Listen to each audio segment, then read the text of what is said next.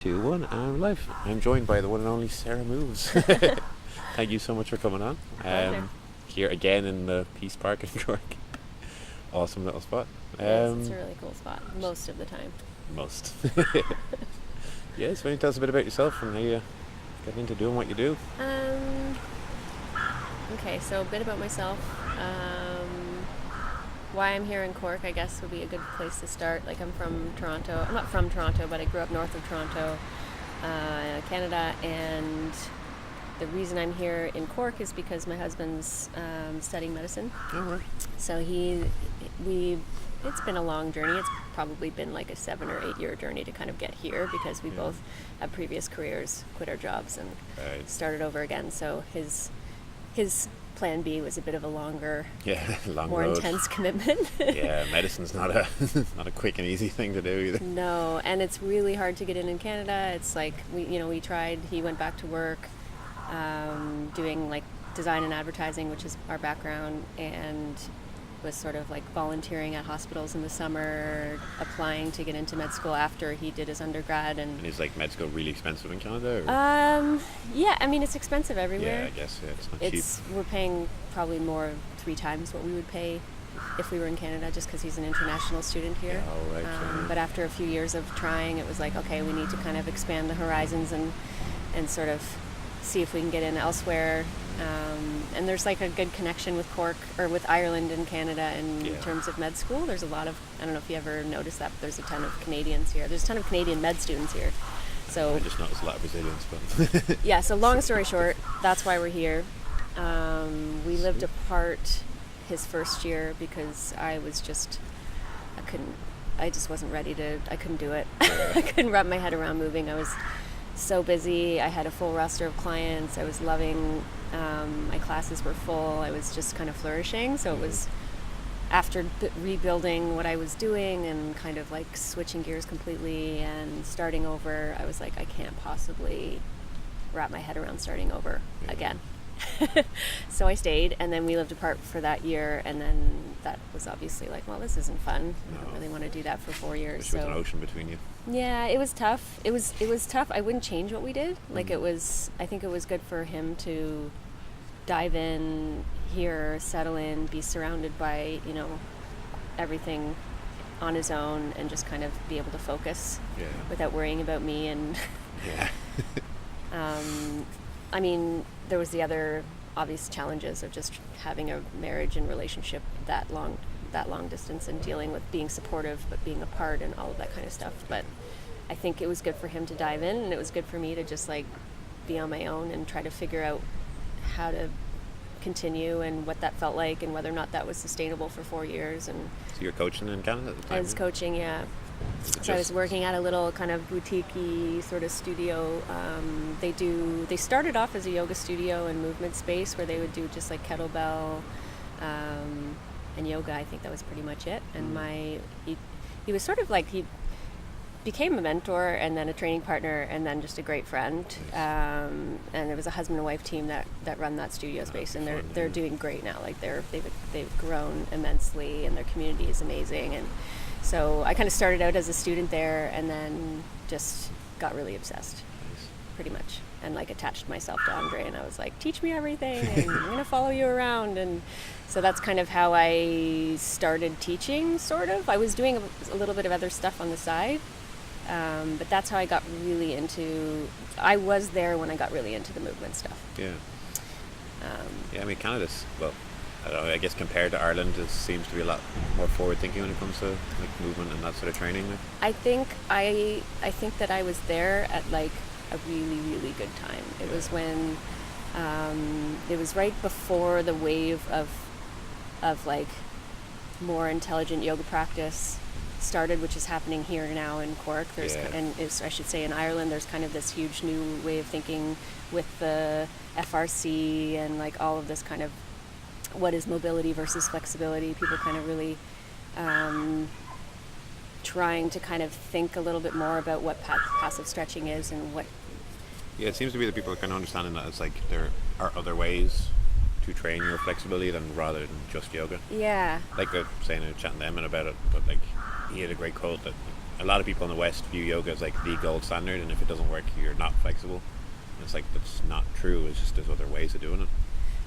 Yeah, and I think sometimes like it's healthy for people, even if they've been doing a practice and like trusting a practice, and it's become something that they go to for whatever it is, whether it's spiritual, emotional, physical, mental, safety, to just be like, why am I doing this? So what is, and like maybe there, maybe that there's can be a very difficult question people ask, is the whys of why you're doing it, those things. Like, yeah, and I think that's what kind of that was my sort of pivotal moment when I was teaching yoga, I was practicing yoga a lot before I even connected with the guys at Spirit Loft, which is the studio where I was working. I was a pretty intense Ashtanga Vinyasa yoga practitioner, and that was like, 6 days a week, 2 hours a day, full on, like kind of if you know anything about the Ashtanga traditional kind of approach to yoga, it's pretty intense, and there's definitely benefits to it, but there's definitely some, what's the word? I don't know. Like I don't want to say danger, but like there's definitely some kind of. I don't think any system is fully complete. I think that's kind of the dogma that annoys me of a lot of systems, not just yoga, but like countless other things where you're told like, no, all you need is this, and you're like, well, but this thing's missing. Yeah. So how do I fix this? And then I'm like, well, just do more of it. Like, I was chatting to Shakira about it yesterday. We were saying that like a lot of martial artists, and someone says like, oh, I want to get better at it, and they just say, I'll do more of it. And it's like, well, if I'm not strong enough or flexible enough, then maybe I need to do something else.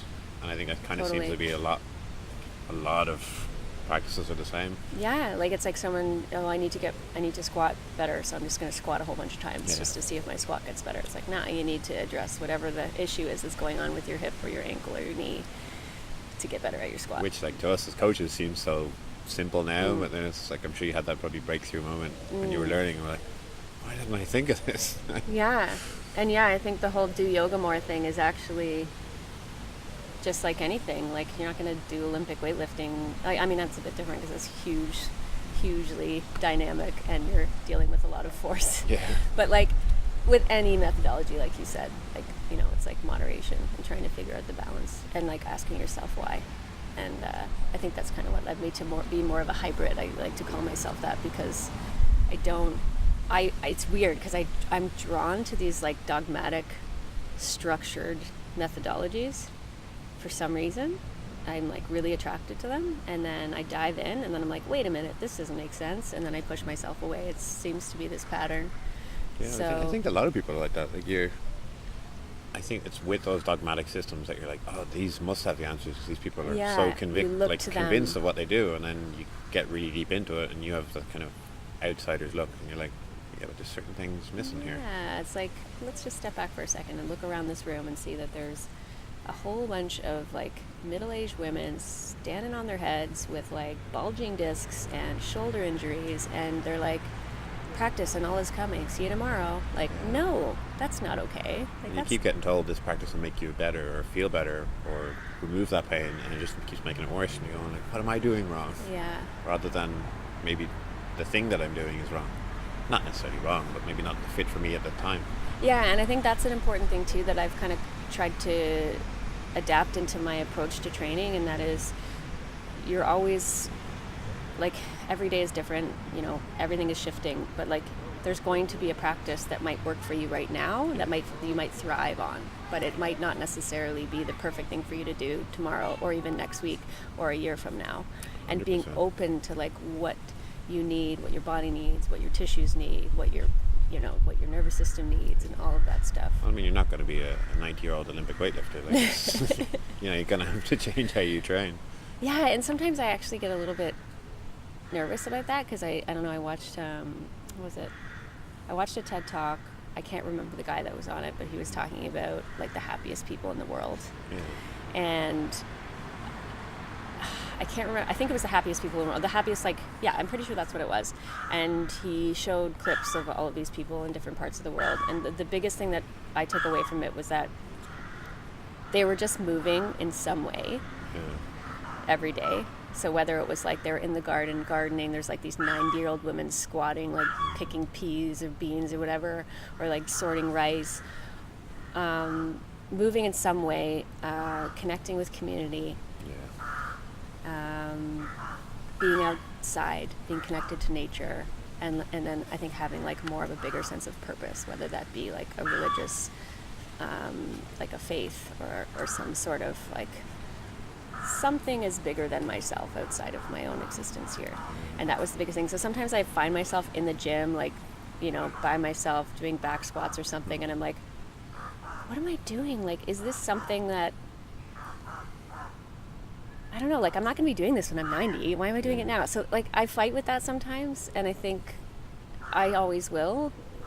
But what I've taken from it is that right now it makes sense for me to lift weights. It feels good. I feel strong. I feel like I'm not, like, breaking my body down. It's informing me. It's empowering me. It's teaching me so that I can teach others. Yeah. But I recognize that it's probably not something I'm going to do forever. Yeah, like I don't know if that makes sense. A client talked to me. He messaged me. He was like, "Oh, I'm going away on this holiday and I'm surfing for whatever it was, 2 weeks." He's like, "Is it okay if I take the time off my program?" And I was like, "Man, that's why you're doing the program. It's like you're doing that so you can go surf, so you can do those things you want to do. It's like if you want to take time off to do those things you love, that's exactly why you're doing it. It's like your body's going to be better capable to do that thing. That's why we start working together." And he's like, "Oh yeah." Yeah, it's so that you can be like, oh, instead of doing that today, I'm going to go and like go on a hike with my family, or go on a hike with my girlfriend, or help whatever. a friend move some furniture or something. You know, you want to be a more useful human. Exactly. It doesn't have to be. I don't have to hit like a 200 kilo back squat for some arbitrary reason.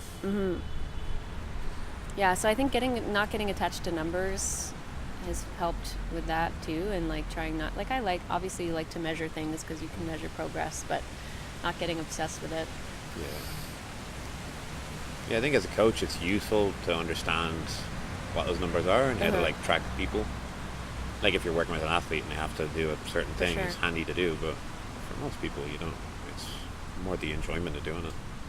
It's like handstands. I mean, they don't really translate into real world use very often, but they're just damn fun to do. Yeah, exactly. I think that's a big thing too. Like a lot of people say, oh, it's not functional, or it's not like it's not purposeful, or whatever. It's like, well, like, sure, it's not functional to walk on your hands. See, I always have that argument with people. It's like, if there's such a thing as functional fitness, I really want to start doing unfunctional fitness and just market that to people. But I'm like, what's unfunctional fitness? If you can think of the most abstract, stupid idea for an exercise, that's still its function is to do that really stupid exercise.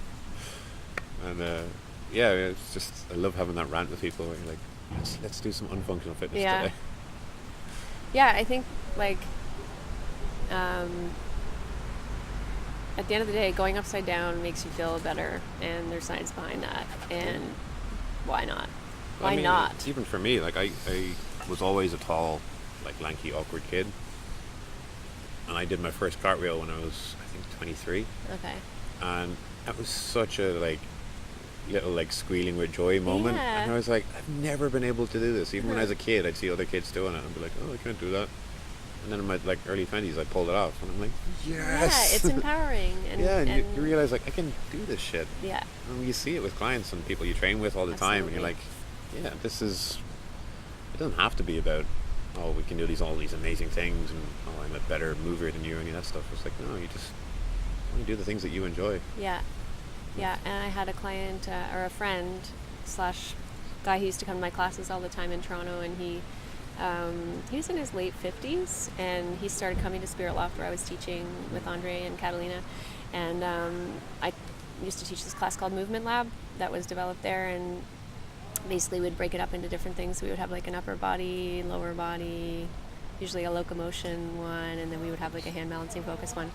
And this particular mover, I think it might have been his first class. It was his first or his second class ever, and he has like a martial arts background, but nothing like crazy intense, and he'd never done a lot of strength training. He wasn't happy with how he was moving, and he was like, I'm getting older, and I don't like this. I want to change.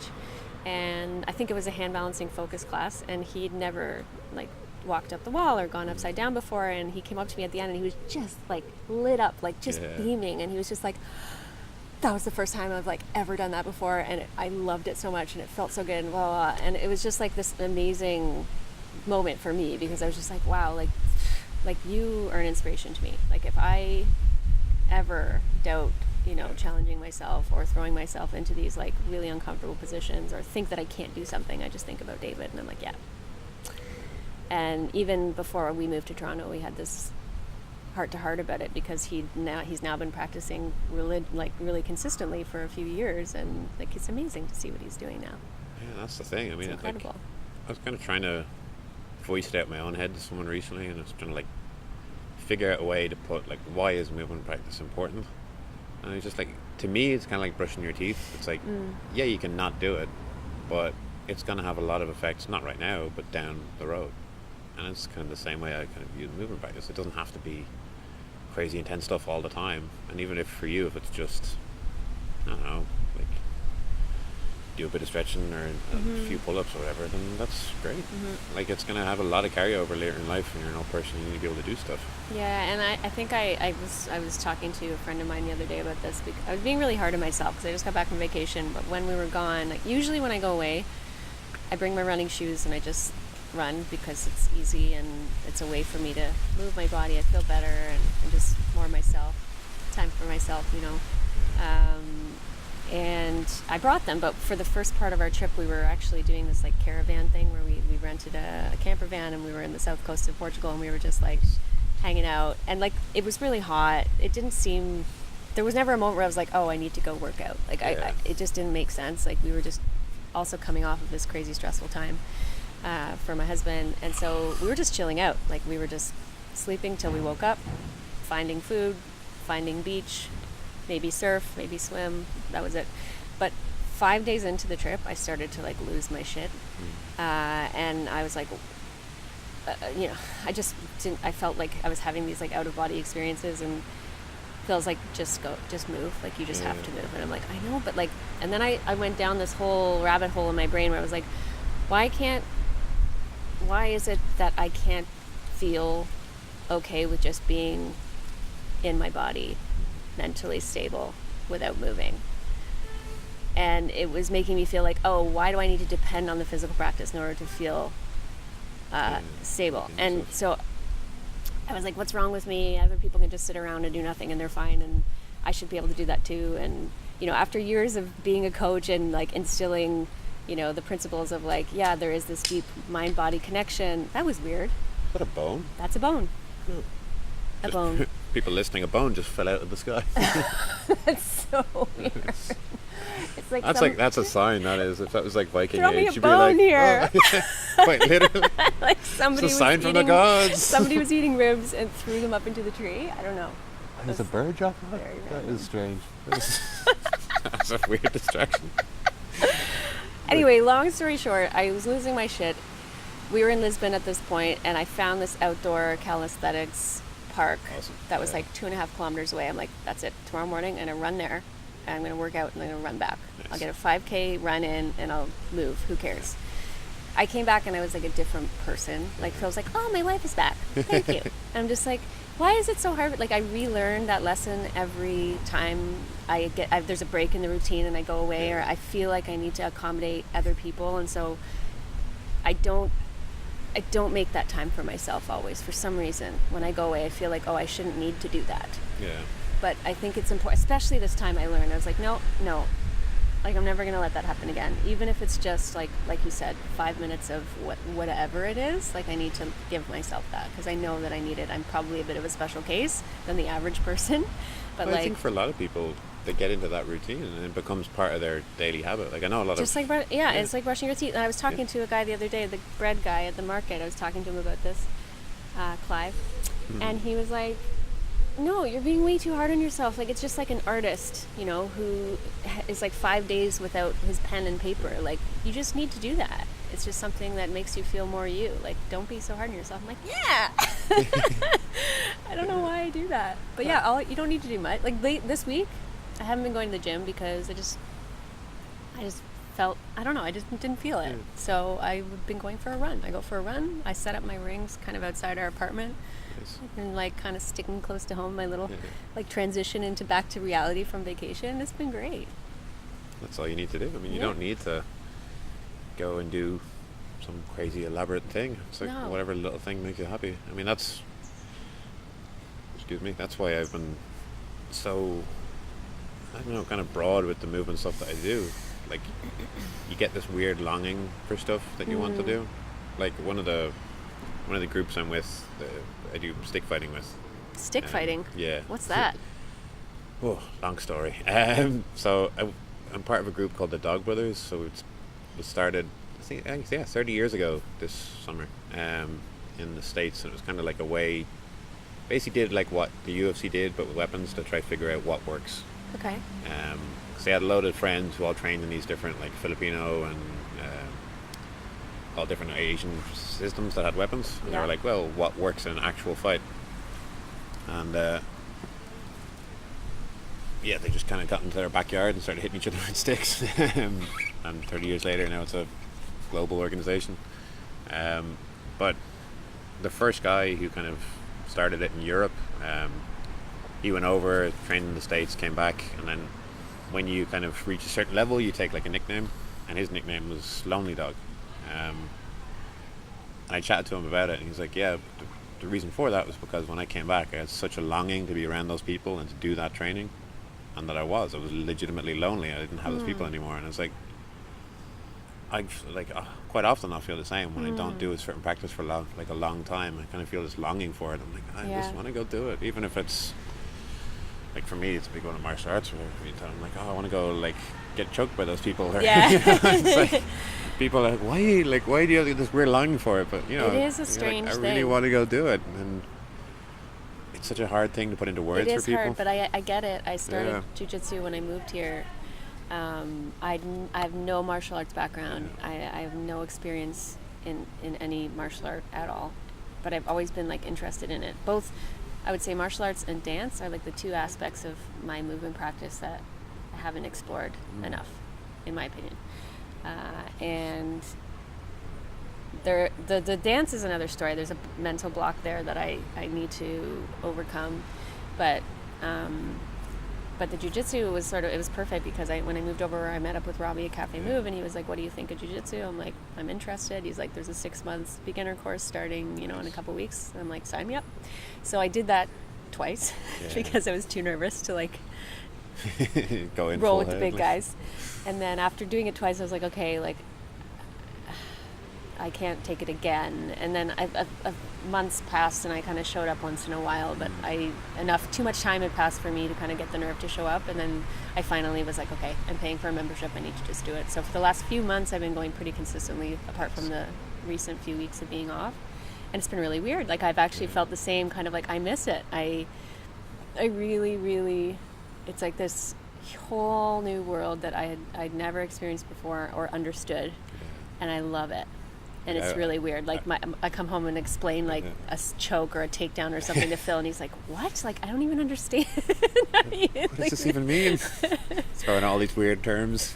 Yeah, but it's really like I'm the reason I'm so into it is because I think it's like it challenges the way I think, and the way I move more than any other movement practice I've ever experienced, because I'm very like analytical and detail oriented as a designer. Like, I'm like obsessed with all the details, and like, so when we learn a technique, for example, in drilling, it's great because I can be like, okay, step 1 this, step 2 that, step 3, and like I can drill, and then throw me in like a sparring situation and I lose it. I completely panic because I need to think it through, and it's like being forced to be able to intuitively respond to somebody else's complete unknown chaotic thing. Being forced, the bit that I always say to people is being forced to be calm. Because someone's legitimately trying to choke you. Yeah. And you have to be calm. It's like maintaining a sense of calm, maintaining a sense of control, being able to react and respond quickly and intuitively to what someone else is doing. And on top of that, not muscle your way into it. like if you're a strong person, like for me, like I'm not super strong, but I'm fairly strong. I'm stronger than the average woman, that might be in my club. And I can't, like, there's these small girls that are taking me down. Like, I can't muscle my way in or out of this position. So it's so challenging in that way too, which I love. Because I'm like, no, I want to like be able to rely on like this technique and the strategy that I'm growing and learning. And I love it. I really love it. Like, I feel it's so great to be like a total noob at something and like just feels totally ridiculous and awkward and be open to that. Like that like, it's like this white belt kind of mentality where you're just like, no, I have no clue. Yeah, and it is like I've been around jiu-jitsu for, I guess it'll be like the 7th or 8th year, and it's not long by any means, but I've seen so many people come and go through it, and it's one of the few sports that I've seen where like if you have even the like slightest drop of ego, like you just can't do it. And I think I've seen more like strikers, so like kickboxers and boxers start jiu-jitsu and quit than I've seen jiu-jitsu guys start kickboxing or boxing and quit. That makes sense. Because I think a lot of the time you have to check like in jiu-jitsu you're gonna suck. It doesn't matter. Like when you start, it doesn't matter how physically talented of an athlete you are. Yeah, you might have certain physical advantages, but you're still gonna suck. Like there'll be some tiny little nerdy guy in the corner of the room who's super skinny and like wears glasses, and you go over and like, I'm gonna beat the hell out of this guy, and then he just wraps you up in knots, and you're like, what the hell just happened? But yeah, it is a very. I love the fact that everyone checks their ego at the door, and if they don't, like, it's very obvious, and I feel like it's not welcome, like it's like. Not at all, because I mean it's one thing that I've learned from so many years in martial arts. It's like, you can have that ego and be, I'm the biggest and baddest, but if you keep that up, people won't want to be around you anymore. And you're not going to learn from that. No, like the people you're rolling with aren't learning because you're just like forcing them, and you're not learning because you're just constantly like, hi there. And you see it in every kind of movement practice. Like I've seen it in a lot of different areas, and you're like, oh, I'm amazing at this, I don't need any other advice or help or technique, and you're like, but if you just work on this little thing, you could be even better. And I think ego can be a big killer in a lot of things. But I mean, coming back to like long-term training, that was actually I've spouted this quote out I don't know how many times in podcasts, but the reason I started jiu-jitsu was this one clip I saw when I was in college and doing computer science, miserable, hated it. I saw a clip of Helio Gracie, who was 92 in the clip. He was doing jiu-jitsu with his sons, just throwing around the place, and I was like, I want to be that guy. Yeah. When I'm 92, I want to be that guy. Yeah. You don't see 90-year-olds Olympic weightlifting, but you see 9-year-olds doing jiu-jitsu, which is kind of cool. It's the joke I always say to people. It's one of the few sports where you can lie down while you do it. I think I like the most about it is the fact that it's an interactive thing. Like I know that's what martial arts is. Like you can't do it by yourself. There's a person on the other side of you, or people, whatever it is. Like when you're sparring or when you're boxing or whatever it is that you're doing, like it's not just you. And I think that's what I got. I got a lot of insight into that from the Fighting Monkey training, but then this is kind of another level of that, where you're another way of approaching that, where you're just kind of like you're moving and you're constantly adapting and thinking things through as they change, like every second, whereas like your other training is so much more structured, where you're just like, okay, this is my rest time, these are my rep ranges, like this is the load that I'm lifting. You can be by yourself. Like I remember someone. It's a completely different. I forget the exact quote they said to me, and I think they said something along the lines of, "Doing a martial art, it's like dancing with someone, but every step you try to do, they're trying to stop you doing it." And it was such an interesting way for me to think about it at the time. It's like, yeah, you are trying to constantly do this series of things, and so the person's like, nope, you're not going to do that. I'm going to stop you doing this. Yeah, and what I've loved about as a white belt and as like a total noob, rolling with some of the higher belts, some of my experience has been so great because I don't necessarily know what I don't necessarily know what people are trying to do to me, right? Like if you've been doing it long enough, you're like, oh, I can feel that you're going to put me in a whatever type of choke, or you're going to get my arm into this type of lock or whatever. Whereas I'm just like, I don't know what they're doing.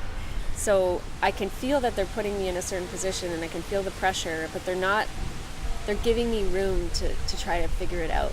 And I love that, because it's like, there isn't just like, no, you're not doing this. It's like, okay, I'm going to leave you in this challenging position where you're going to like cook and sweat, and you're going to maybe feel a little bit panicky, but then you're going to have to take a deep breath and realize, okay, how can I get myself out of this? Or they're going to give you just enough space to kind of think it through or move through. And a couple of times I've been rolling with higher belts where I've really felt almost like this glimpse of what that flow state could feel like. And it's so cool. That's actually phenomenal that you said that, because it's like one of the really old school Gracie terms was to cook someone. Was that you get, say, a dominant position and just stay there. Yeah. Don't let them out of it, and like. But give them enough, like you're not like crushing them, but they just can't move. You're just tiring them out. Yeah. They're like you're giving them enough room so they see an out, but you don't let them get out. It's because they do matches for 90 plus minutes, and that's horrible to do. Can't imagine. And you learn really quickly that if you're just wasting your energy by flailing around like a little yappy dog, like you're not going to survive. Like you're just going to completely exhaust yourself. Because I had to do an Ironman when I did my blue belt, so it was like a tradition in the gym I was in where you'd roll non-stop for an hour or more, and my coach left midway and came back, so I ended up almost being 2 hours. Oh my goodness. But it's whenever you get tapped or your partner gets tapped, then you sub in a new partner, and so it was a fresh partner every few minutes for almost 2 hours. That's insane. By the end of it I was like literally trying not to like break down, and just like gotta keep going. Oh my goodness. And you really just to reach that stage, you're just like I can't use any muscle anymore. I just got to figure out how the hell to use technique here and survive. Oh, that's amazing. Wow. But it's the one thing I'm delighted to see is that people like you are getting into it now, because I know so many like black belts and people who've been in it for years, and their bodies are just so broken down because of that dogma that we talked about earlier, where it's like, no, this is all I need. And it's like, no, but you're really injured. Like you need to sort this out. I have to say, that's something I'm a little bit was the most hesitant going into it, was that like obviously I need my body for my job, but you hear a lot of like higher belt, like people just talking about how injured they are all the time. Like jiu-jitsu injuries are a thing, like everyone's always injured, and basically I think it was Robbie that told me you're basically just going from one injury to the next kind of thing. And I was just like, can I please be the exception to the rule? Like I just don't want to believe that that's true, and I don't know if I'm being naive. No, I don't think you are. Like, alright, so this is going to probably also be scary, but so I did that in jiu-jitsu a while ago. Okay, what's that? I broke my wrist. Okay. I got a wrist lock done and snapped my scaphoid. Now, aside from that, that was just like a move that shouldn't really happen, and it was kind of a freak thing. But that was it of like 7 or 8 years, and the reason that I haven't really gotten many other injuries was because from like day one, I kind of saw it and was like, I should probably try do something to counteract this, and that's why I kind of got into coaching and movement. Oh, cool. Because, well, I mean, long story short, I was like 81 kilos at the time, and like my gym divided us up into like plus 80, minus 80. That's why guys were monsters. Big guys, like, jokingly, the guy we always called Big Dave, who was like 120 kilo ex-powerlifter, who was just like a big cube of him. And literally, like, I could sit on his chest and he'd just sit up. Yeah. Like, just completely lift me off of him. But then he learned, like, anyhow, he learned small man jiu-jitsu and was a menace to roll with. But I just noticed, I was like, right, well, I need to figure out how to like stop myself getting injured and how to get stronger to deal with these bigger guys. And I noticed that, and I kept seeing these same injuries popping up with people, and I was like, well, why are these happening? Like, what's the problem with them? And it's the thing that I wrote like a little thing for some other coaches a while back about how like your ideal posture in most martial arts is like the worst possible posture that you can do in your day-to-day life, which is rounded shoulders, rounded back, hunched over lower back, chin in. It's like that kind of classic like terrible death jockey position, but then you do that on the floor and then put like a person on top of you trying to like push your legs against you and stuff. It's like you wouldn't squat like that, so why would you allow someone to fight you in that position? But I've started working with a few black belts now, and I'm seeing like their bodies start to change because they just didn't do anything. Like I had a black belt friend of mine, and he just said, I said to him like, oh, here's some things you could try out. And he's like, oh no, it's fine. I was like, are you sure? Like you're telling me you have all these injuries. He's like, no, it's fine. Like all the other black belts I know injured, it's just how it is. Yeah, I don't want to accept that's like, how it is. But that's not how it is. You're not doing anything to fix it. Yeah. It's kind of like when people are like, oh, you've always been flexible, and I'm like, no, I haven't. Like I work on it a lot, and that's why I'm flexible. Like myself, my little petite dancer frame is not exactly like. Yeah, I'm just born naturally flexible. No, like I spent a lot of time trying to do it. Yeah. I think so many people are like, oh, it's just how it is because everyone else is like that. I think it's that weird dogma that kind of comes within those sports. Yeah, and I'm sure it runs really deep in like a jiu-jitsu, that whole community, because that's like all they do. Like it's like I can. Sorry, I just saw a dog wearing a t-shirt. Oh, that's actually hilarious.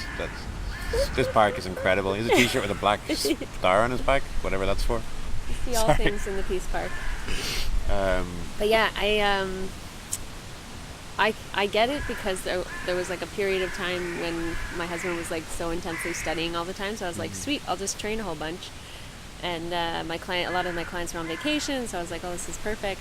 And I was showing up almost every day to jiu-jitsu on top of my strength training, and I got the bug. Like I was like, yeah, I want to go every day. I don't want to miss it. I want to keep working, and I could feel myself progressing quickly. And I know this is like, I'm so new that this is in like a very small scale. Yeah. But I can relate and understand how people get so obsessed with it that they think that's all they need to do. Because I mean, if you did train that often, you're exhausted anyways. Well, I remember chatting to a good friend of mine, actually David, he was on one of my earlier podcasts, and he'd started jiu-jitsu very recently, and he said to me, like, why do so many of the classes have really shitty workouts in them? I said, what do you mean? He's like, well, you go in, you do like loads of crappy crunches and push-ups and stuff, and he's like, I understand the mentality is like to wear out, so you're not using technique, or you're only using technique. But it's like, the reason I think a large part of that happens is because a lot of people only do jiu-jitsu, and that's their workout. Yeah. So they go to it, and it's like, this got to be my workout, and I got to go home. Yeah. And it's like, this is their training. This is a skill. Like I always say, you can't out rep a handstand. You can't just do 1,000 reps and be great at it. It's like it's a skill. You got to nurture it and get better at it. Yeah, it's just like anything, and it's also like a study, and that's something that I've recently kind of wrapped my head around too. Like I used to, when I started way back like a year ago, I was doing my strength train. Like I would time it so that I could like get my strength training in and then do jiu-jitsu after. It was the beginner course, so it was a little bit less intense, and it was more just like drilling and kind of stuff. So it was kind of doable, but like I couldn't approach that same thing now. I can't go and do like a full leg day and then session. And so many people I know do, and you're like, and it's crazy. Like you're like, no, this doesn't make sense. I have no, like, I'm not here mentally. I can't focus. I'm tired. Like it's not. So, and now I'm like, okay, I need to strategize like when I do my training, when I do different types of work, so that I can really be present there, so that I can properly like take it in, and I have a notebook, I take notes, and like I feel like more like I'm studious about it, as opposed to just being like, this is just another thing that I'm trying, like I actually love the idea of treating it as like a study and like, as a student. So many fighters that I've talked to, like they just, like one of the biggest things I do when I'm working with a client is I ask them their timetable, like what is it you do in your day-to-day training or life, and a lot of people are like, oh, like why are you asking this? And I'm like, well, let's say Monday you do jiu-jitsu, and then I program in like, oh, we're gonna do like heavy deadlifts and stuff like that. It's like, it's gonna be a terrible idea for you. And you're like, oh, okay, that makes kind of sense. And it's like, I don't think people kind of look at the big picture of their own training, like no matter what the pursuit is. But I think martial arts are just so kind of like just stubborn. Like, no, I just gotta do all of it and it'll be great. Yeah, and I guess the thing is like, if you do try to look at the big picture and think like, I want this to be sustainable. I want this to be something I can continue to do until I'm 90 or until whenever. Like, I don't want to feel like I need to take a bunch of days off from training. I want to be able to train all the time. So how can I program it so that I can do jiu-jitsu, so that I can get my whatever heavy deadlifts in, or whatever it's important to me, my handstands and all that. So it's like, trying to find that balance. I think we're always trying to find it, you know, like you get obsessed with things and then you're like, I'm going to do this, you know, I'm going to overdo this, or I'm going to like really focus on handstands for a while, and then maybe you might find that like your upper body strength days might suffer or whatever, but it's like trying to find the balance there. Yeah. And it's finding that balance within training. I mean, that's kind of where good coaches like yourself come in. I suppose. Yeah. It's like you got to help people do that, and I think it's you gotta lead by example. Yeah, try to figure out how to do that.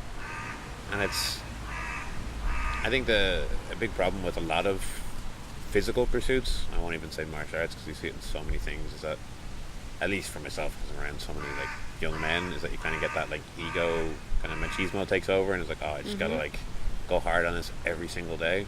I think even kind of like in mainstream fitness, there's that kind of like the boot camp mentality of like, I gotta do crazy reps and like go hard on stuff, and it's like you're not gonna improve to the level that you need to.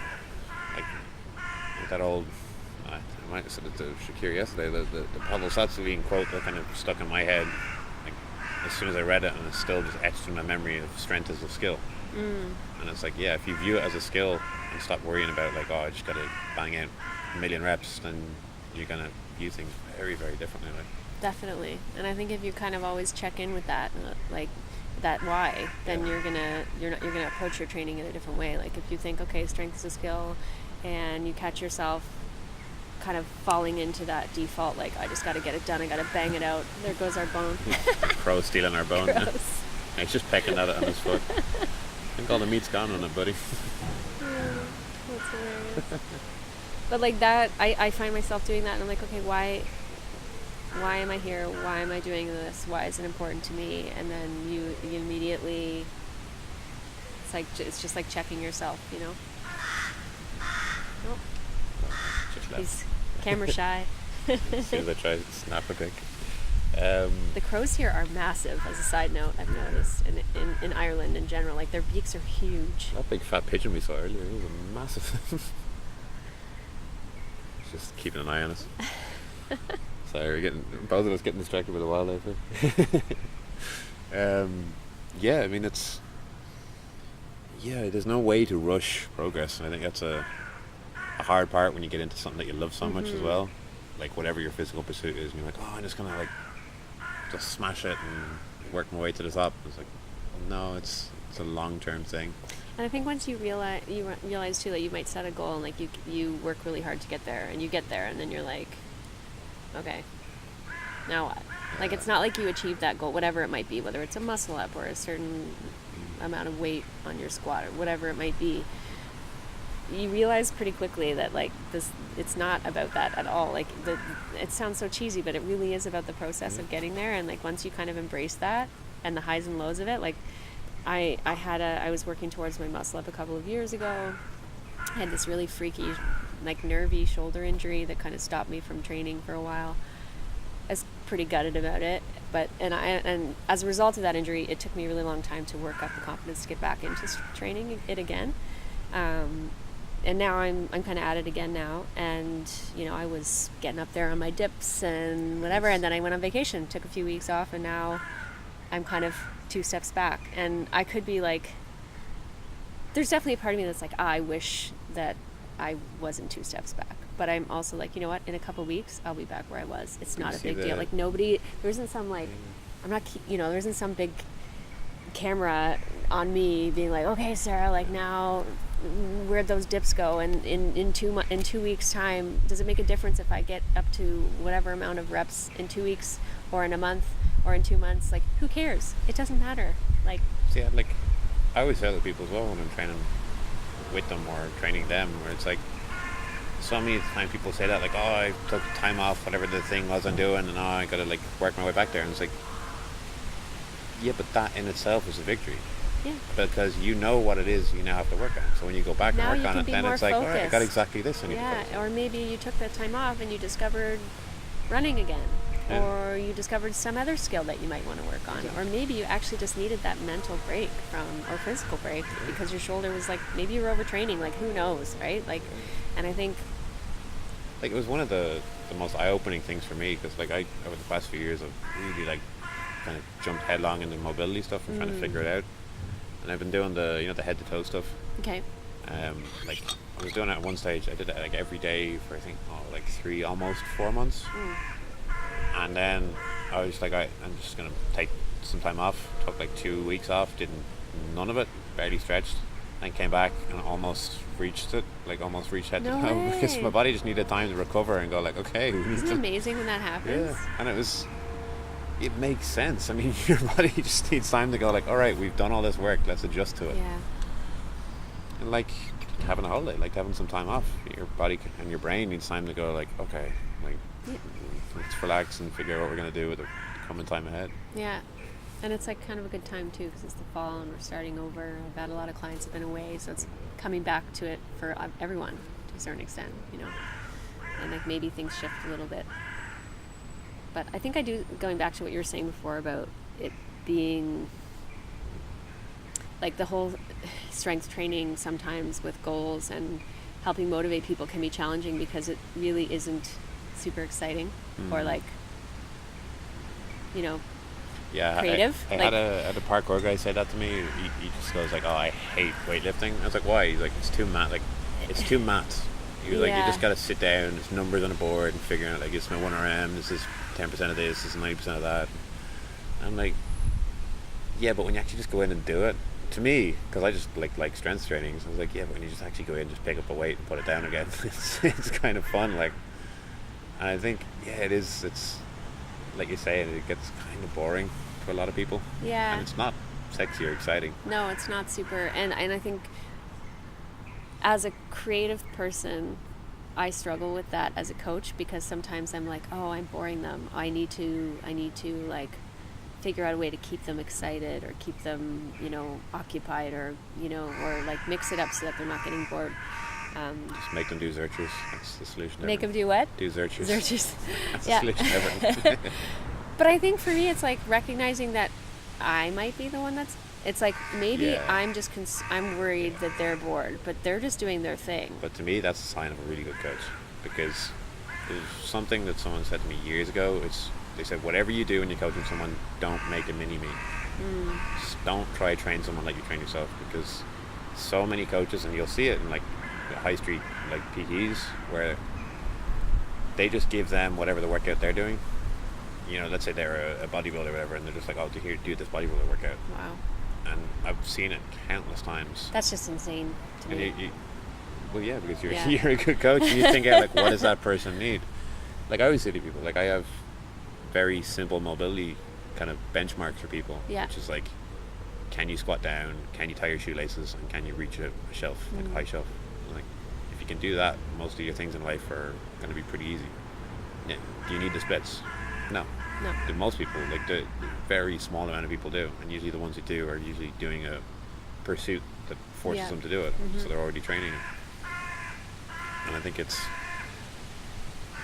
a lot of people don't think of the why of what it is they're doing. Like, why am I doing this stuff? Why do I need to do this workout? And I think that that kind of similar approach is what I would do too. You know, like I might have clients come in, I take them through like a full assessment or whatever of like all the major joints, and when we get to the wrists, I'm like, okay, like let's just see what your wrist flexion is like, and we'll take a look at it. And I'm like, you know, okay, it's not bad. Do you want to be a professional hand balancer? Like, is this a goal of yours? If it is, then we're going to have to really spend a lot of time here. But if it's not, then it's got dripped on, but it's all good. As long as it's not bird shit. I got one there. I think I'm good. Just a leftover raindrop. But yeah, then I'm just like, let's be realistic. Like, how much do you want to be on your hands? Do you want to work on a push-up? Do you want to work on different like crawling patterns? Then yeah, we need to spend some time on your wrist mobility, but we're not going to go crazy. Or like if someone can't particularly come into a deep squat, but they want, you know, then you focus on that stuff. Like I just think it just depends on the person completely. Like it's hard for me sometimes as a coach, because you know, because I care so much about what I do, and I care more probably than they do about their stuff, they come in and they're like, I just want to work on upper body strength. Like I actually get a lot of yogis a lot of women in particular who want to get strong in their upper body, and I'm like, okay, and they come in and I do the assessment, and I'm just trying really hard just to focus on their upper body, but I'm like, ugh, like I can see all of these it. things also Everything's so connected, right? So it's like you have to find a way to kind of give space for whatever it is that they need and want, but also like space to teach and encourage and like plant seeds of like, you know, the big picture. An artist who I've now like taken loads of his drawings and stuff and started to show the clients. A guy called Joseph Bartz, who does, I forget his name, I think it's like the movement artist or something, but it's basically he does kind of like sketch line drawings of the human body and then just colors in what muscle is working in one movement. So it's like someone taking a step, and it's like from, you know, their big toe all the way up to the right, like left shoulder. Wow. Like from right to left, and you see everything that's working in that movement. Because I love to point it at people like, oh, I just want to work on, I don't know, my calf. And you're like, yeah, but there's all this other stuff connected here. And people are just like, it's like that kind of old school bodybuilder mentality of like, it's just isolated parts. Yeah. And it's not. And I think for you as a coach, you're looking at that female yogi and you're like, yeah, I know you said you just want to work on your upper body, but like this stuff here and here that would help this. Yeah, and like recognize that you work on this, and then all of a sudden it's going to translate into that. Yeah. And I think once people wrap their heads around some of the approaches to what they initially went there for, like for example, this one particular client wanted to build upper body strength, so I'm like, okay, well, let's take a look at your shoulders and your shoulder blades, how they're moving. Let's address, you know, just the shoulder itself. But in order to do that, there's an element of, you know, like full body connection that needs to happen anyway. Like you're standing on your feet for one thing, and you need to breathe, and you need to find a way to isolate movement of the shoulder. If you need to move and isolate the shoulder, then you've got to learn how to brace. And to learn how to brace, you need to be connected with your entire body. So it's like to learn how to stand. So the process of like talking about neutral bracing and just a neutral stance, you know, we're already addressing like the entire body, and you're like, okay. It's one thing for me. There's so many friends like Anthony Claffey who will know as soon as I say this, like so many people who are so hardcore into training feet because it's just such an overlooked part of the body, and it's like, I love it when you say it to someone like the wrists you're talking about with hand balancers. Like I've had the same with boxers, where I'm like, yeah, maybe you should train your wrists, and they're like, what? Like I want to get stronger or whatever. You're like, how often do your wrists get niggly or hurt or sore or injured? And they're like, oh, like a fair bit. And I remember training the guy, and he was like, they give him some wrist stuff, kind of like modified hand balancing stuff, and then after a month it's like, oh, like how your wrist feel? And he's like, I don't know. Haven't noticed. Yeah, I haven't noticed. I was like, perfect. It's exactly what we wanted. And it's like, it took him a moment to realize, like, oh yeah, like they haven't been hurt and they haven't been sore. Yeah, it's the craziest thing. Side note, I love the word niggle. I learned that recently since I moved here. Niggle. I'd be like, I have this like niggly thing going on in my shoulder. I'm like, what? But like, did you just say? It's like, no, niggle. I'm definitely taking that back with me to Canada. Yeah, you always forget like these weird little like phrases that Irish people have, of which there are many. Yeah. Yeah. So I think that's a good place to wrap up on. Where can people find you and get in touch? So I have a website. It's sarahmoves.com. I have an Instagram account, sarahmoves. That's probably the best. And I'll attach all of them in the links and descriptions of this. Thanks. Thank you so much for coming on. Thanks for the absolute chat. pleasure. Take care.